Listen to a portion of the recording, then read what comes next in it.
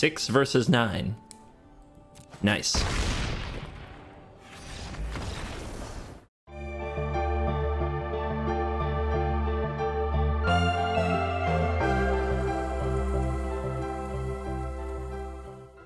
Hello and welcome back to another day in the arena. It's me, it's CGB, and who says this game is pay to win when decks like this exist in the meta? This deck has no rares in the main deck, and the sideboard is a companion, so of course that's a rare in Lurrus of the Dream Den. And you don't always need this, but it does make the deck a lot better. So we're calling this a 1 rare deck. And this deck isn't just a joke. I honestly believe this is one of the best decks in the format. And if you are going to grind the ladder and you don't have a lot of money, this is a very easy way to do it. Guys, I'm saying it straight up. This deck is competitive in Mythic. It is great for doing dailies, and it can get you to Mythic. The deck has a lot of good matchups in the meta. Cycling has a horrible time dealing with a suited up Hawk, for example, just gaining too much life for them to race. The Agent of Treachery deck, if you survive a sweeper or two with God's Willing and Karametra's Blessing to defend from Agent of Treachery, you usually fly over for the victory or become unblockable. Mono red? Forget about it. Mono red, please. Have you seen what happens when they have a Healer's Hawk that has protection from red and all that glitters in about 3 other enchantments? Mono red's head explodes. So yeah, this deck is competitive. It is real, and we're going to dive in, and I'm going to show you how to let mono white win you games on a budget. Our opener has the combo, and Ginger Brute and Hawk, no protection, but we're on the play. Let's hope for the best. A Karametra's Blessing, a God's Willing, a Life's Bounty. These things would be nice. So, Hawk or Brute? Brute, I guess, can be a faster clock because it hits on turn 1. And the land is tapped. So if the opponent's playing red-green or if they're playing Reclamation, I think we just want to move in. It could have Brazen Borrower, which would be ouch, but I think I just want to hit them as fast and hard as possible. Now, if we can give this thing Vigilance, that's the trick. All right. Let's try to resolve this card. If the opponent tries to target this in response, we can protect it. Nope.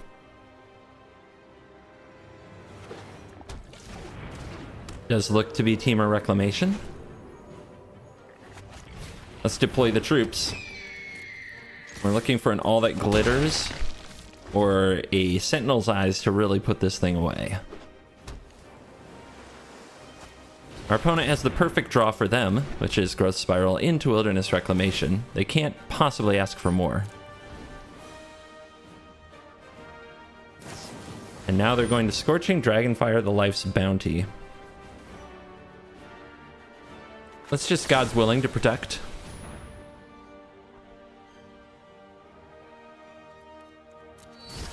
That's a good one. Now our opponent with Opt-in response. There was a risk there if they had a Brazen Borrower of a blowout. But I think they'd have played it a little different if that were the case. I think they'd have done something on my upkeep or my turn, but maybe not. Down to 6. Say go. Keep up the protection.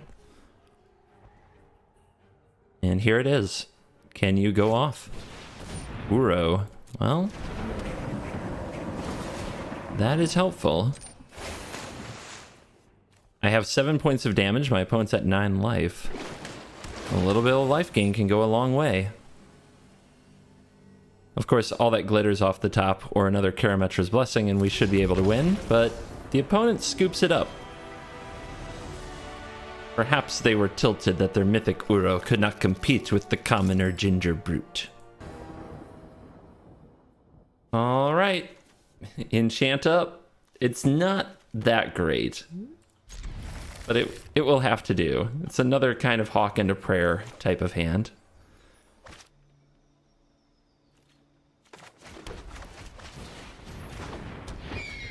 Our opponent takes a mulligan to 6. They have Bolus Sleeves. They have a Triome. Are they the villain we fear? So there could be a turn to Omen. So I guess we'll play this nice and easy.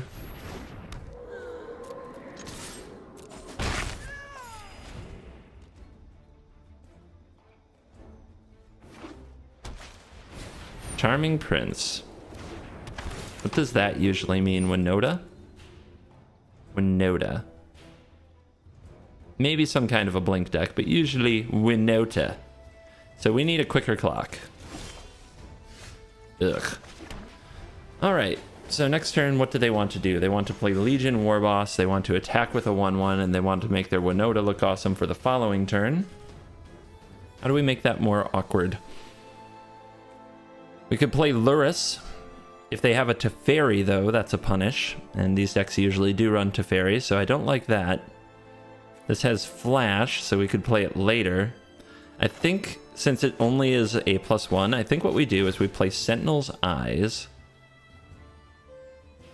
I guess I really do want to keep attacking right through this Charming Prince, though. Or no, this could ambush a Legion Warboss token. So let's put Sentinel's Eyes on a Hawk. And let's attack.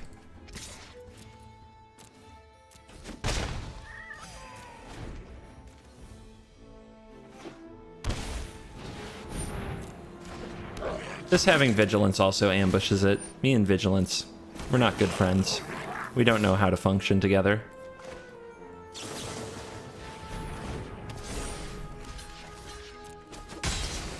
Nom. All that glitters. You're telling me there's a chance. Alright. Down to 7 with a Karametra's Blessing in hand. If we use the Life's Bounty to protect our Hawk from an agent. Oh, it's a Guard Mage. It's not Winota. They're stalling. I gained so much life. This is so stupid. I guess I could do Protection from Blue, right? If I do Protection from Blue, do I win? Let's find out. Could have also used the Bounty, but the Bounty is an enchantment for All That Glitters, so it makes All That Glitters better.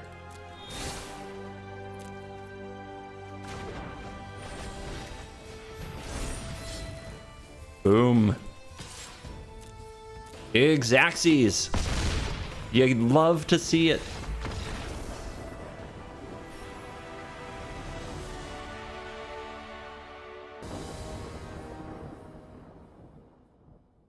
Ooh. I mean, there was a Hawk and a Dream. But heck yeah, why not? Get it.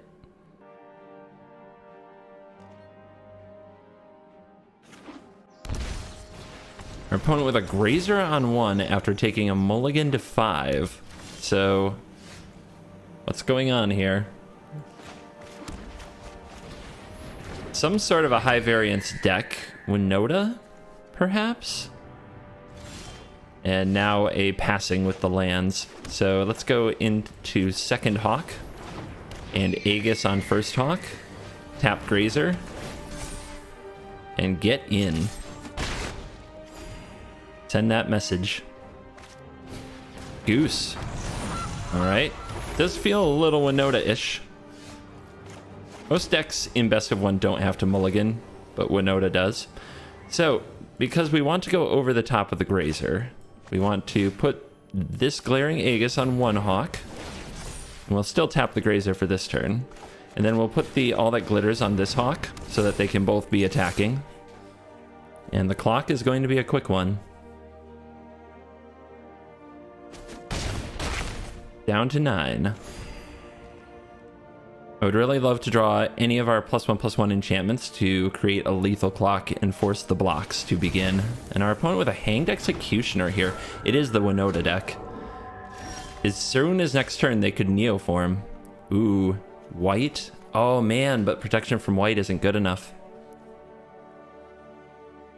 Ugh, So I could also green. There's still a blocker here. Let's go here. And let's create the offense. They're going to have to block somewhere. But they could neoform the Hanged Executioner into a Wynota next turn, even off 2 mana. And they have to chump once here, but then they get 2 Wynota triggers. So I guess I have to be ready to use a God's Willing and hope that they only hit 1 Agent of Treachery.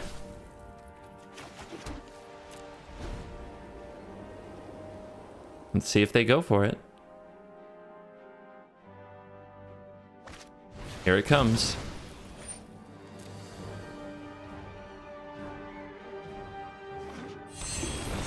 Yep, and there it is. Let's see if they attack with both here. Wow, okay, so there's no blocker. They hit an agent. They target my hawk. Here's protection from blue. And now they need to hit, I think we put that on the bottom. Now they need to hit something else that can block a flyer, and it's Kenrith. That won't do. Aha! Your mythic Wynota. No! Wait, we still have enough. We still have enough.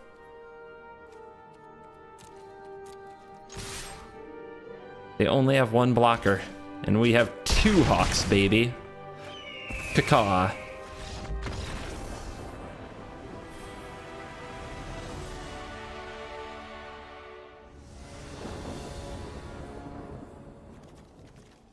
On the play. Let's go. Fighting Yorion? Yep. Ginger Brute, all that glitters beats. That's the evil plan.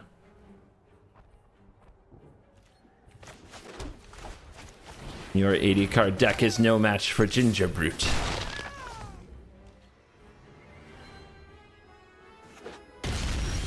Tapped land, you say? Ha ha.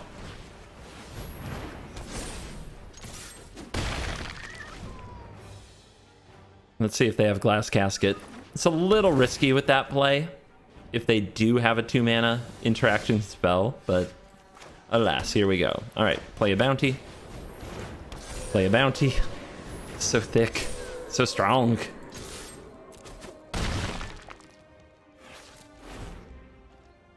And we'll see if the opponent's a Clarion player. All right, so the key here is one is going to die, but the other can live. So we sacrifice this, this, to protect this from red. And this doesn't die. All right, Lurrus could bring this back. I think that's way too aggressive. We get absolutely blown out by the next trick. So, not necessary. Let's just sit on our mana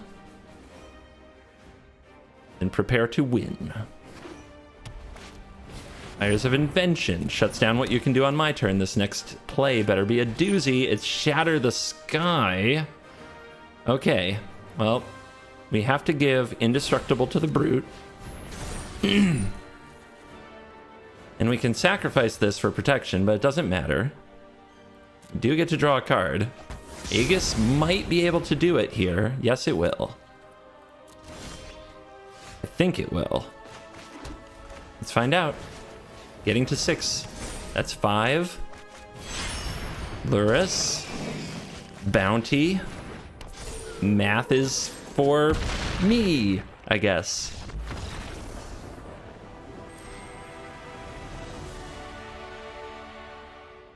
If our opponent is White Charlie, are we Covert Go White? Finally! Solid footing, Sentinel's Mark, and Aegis. Time for another Hawk and a Dream moment. There isn't much protection for this Hawk, though. This Hawk might get blown up if we don't draw Karametra's Blessing. Yes! Our opponent gets it. They really get it. Nice. Alright. These first, I think? Well, no. We can play this and then flash in the footing. And then next turn the mark, and then we start dealing big damage. I don't know. Let's just go for max damage in the air. The opponent's not going to interact with us. What are we playing around with protection in the mirror? Nothing. So let's make the biggest hawk.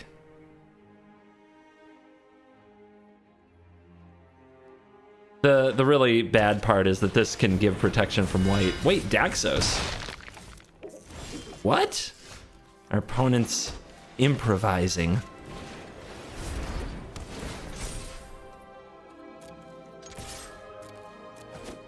Maybe they do have something. Maybe we should play careful. Maybe I don't know everything about their deck. We are hitting for 7 a turn because of the combination.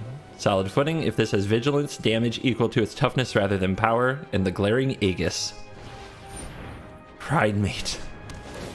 I thought I respected you. Why a ginger brute, do you think? Because you can sacrifice it to gain life. Duh. It's life gain. It's a combo. Of course it's a combo. Oh boy. So, if they're going to gain a lot of life, we have to deal a lot of damage.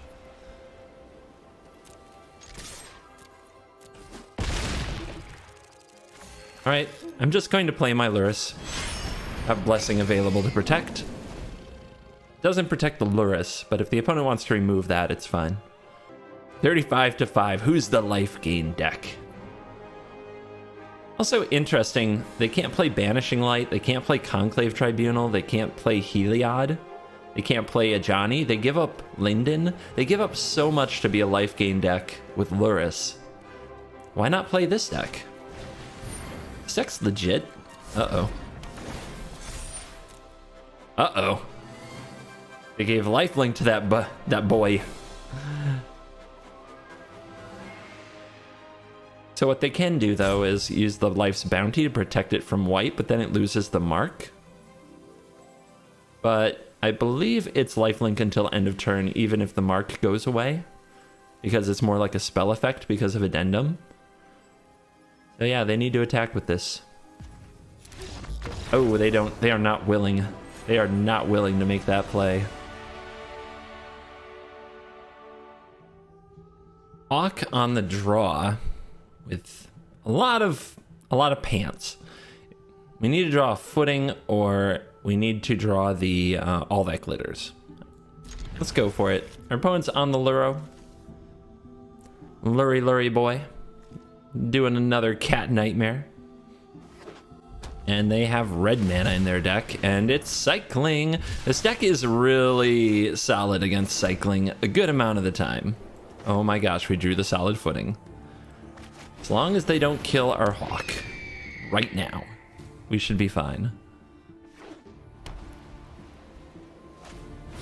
Healer. All right. Well, they're going to gain life too. This will be an interesting race.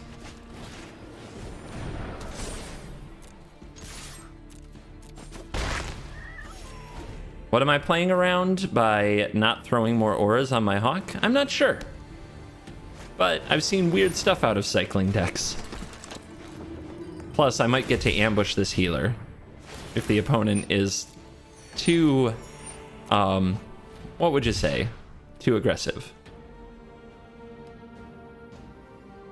They're thinking about it. This is where you could hit the Your Go button. Let's try to incite a riot. All right.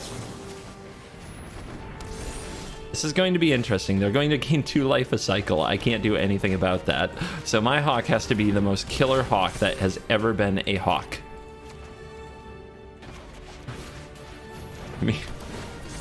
And then we need to draw all that glitters. Bam!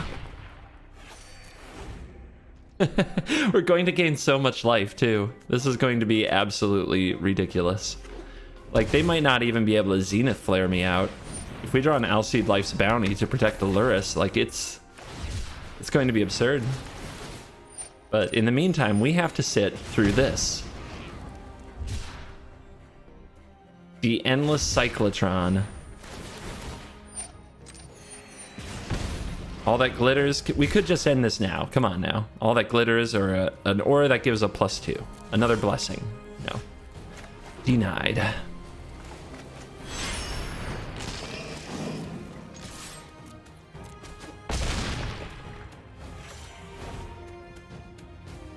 mean, what are you gonna do?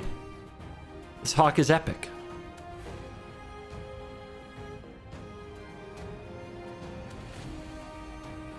They're thinking about flaring. They only have 4 cards in the graveyard. Meet the Mega Hawk.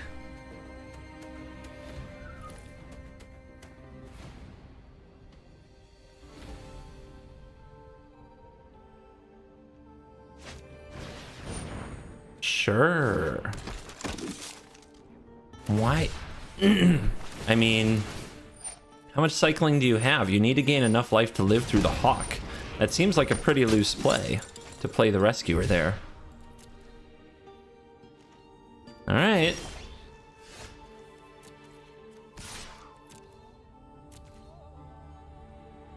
Six versus 9. Nice.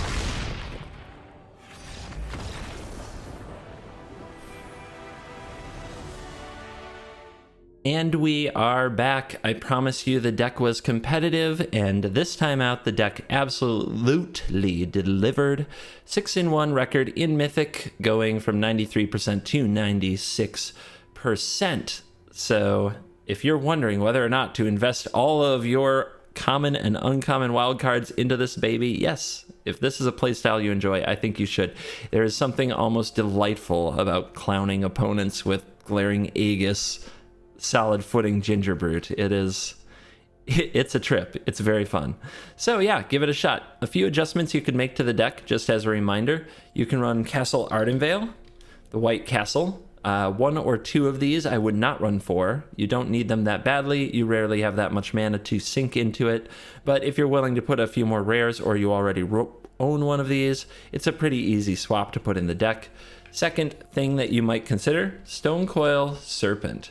This is a rare, and its protection from multicolored makes it very difficult to deal with. You could add this to the deck. If you were to do that, I would take out 1 or 2 Sentinel's Mark for 1 or 2 Stonecoil Serpent. I wouldn't go much more than that. So those are a few changes you could make if you want to get rare in here, but I don't even think it's required. This deck is far better than it looks and far more fun than I thought it would be. Maybe that's because winning is fun. So big thank you to the Cool Kids Club for watching all the way to the end. Welcome. Hope it was worth it. How do I end this video? I don't know. Thank you for watching this video. As always, I will see you in the next video. Like and subscribe. Okay, bye.